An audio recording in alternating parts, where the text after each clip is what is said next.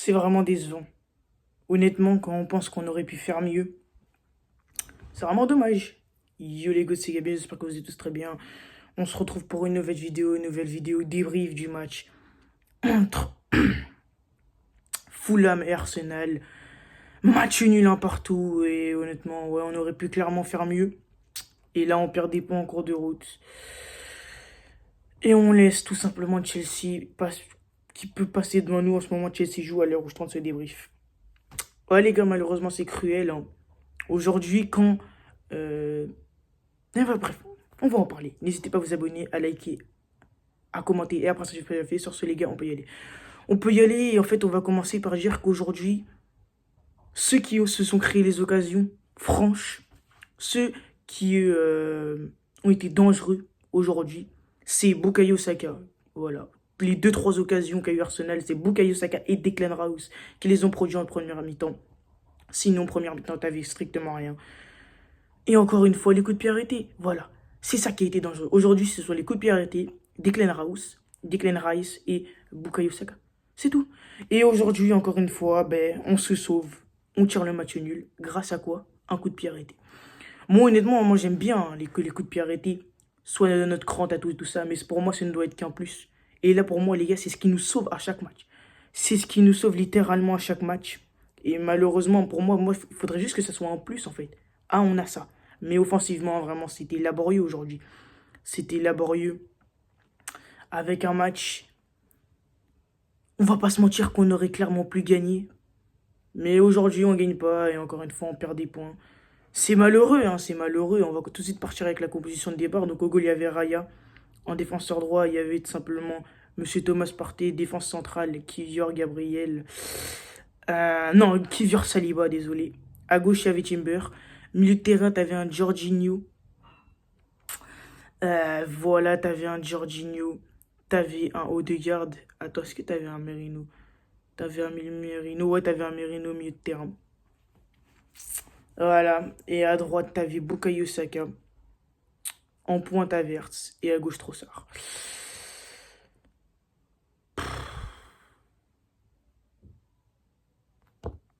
Tu veux que je te dise quoi? Aujourd'hui, bah. En fait, à chaque match, à chaque débrief que je fais de Arsenal, je sais pas quoi dire en fait. Vu qu'il n'y a rien à dire. Coup de pied arrêté, Saka, encore une fois, Saka qui a failli marquer en fin de match, les gars, à la 88e. Malheureusement, l'arbitre nous a posé une clim. Mais bon, ça, on est habitué avec les arbitres de première ligue. Mais ouais, c'est décevant. Et honnêtement, moi, j'ai pas trop envie de rester trop longtemps là sur ce match.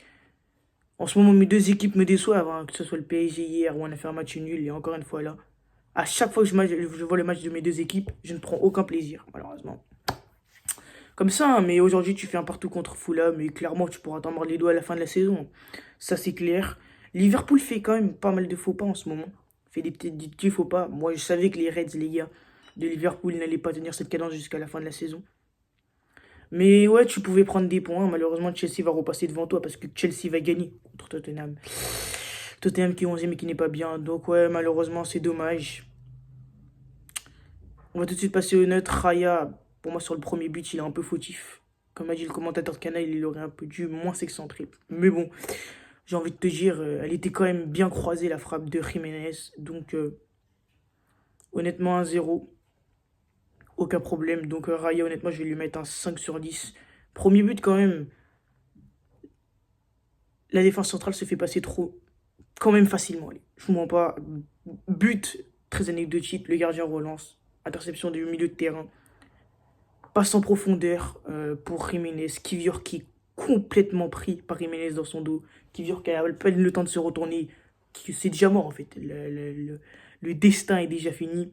Salah va essayer de revenir en taclant, il n'y arrive pas, frappe but. Puis à la 52e, bah, du coup de pied arrêté. Donc honnêtement, voilà, mais honnêtement très déçu. À droite, t'avais Monsieur Thomas Partey que je n'aime pas du tout dans cette position. Donc s'il te plaît, Arteta ne le remet plus dans cette position. Et encore une fois, ça prouve que Arsenal n'a pas assez de profondeur d'effectif en fait. Parce que là, normalement, tu dois mettre un White, tu dois mettre quelqu'un. Mais ouais, je sais pas pourquoi il n'était pas là aujourd'hui. Je crois qu'il était sur le banc, je sais plus. Bref, j'ai pas trop aimé Partey, je vais lui mettre un 3. À gauche, Timber, il a fait le taf, ça va. Je vais lui mettre un 6.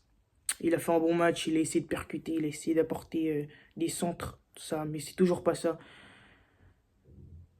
Saliba, Saliba, en fait, ça va être simple. Il y a 3 Gabriel dans l'équipe.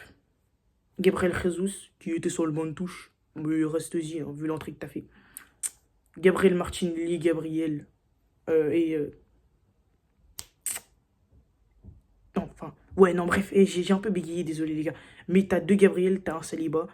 Saliba marque plus que Gabriel Martinelli et Gabriel Jesus.